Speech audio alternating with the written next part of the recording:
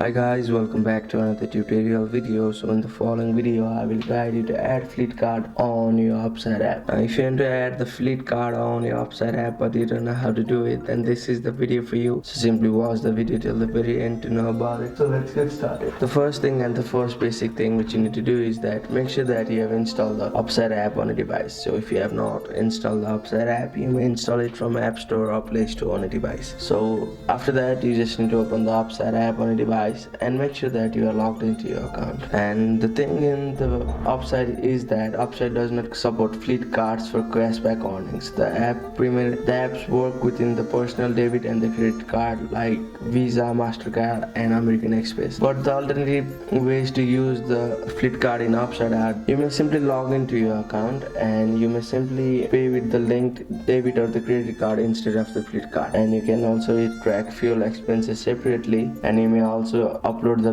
receipt manually if that is supported on your area. And that only means that Upside does not support fleet cards for cashback earnings, but you can work with your personal debit or the credit card and you may simply pay from it. So that's it. That's how you can add the fleet card on Upside. Thank you for watching the video. Please don't forget to like the video and subscribe to our channel. Thank you.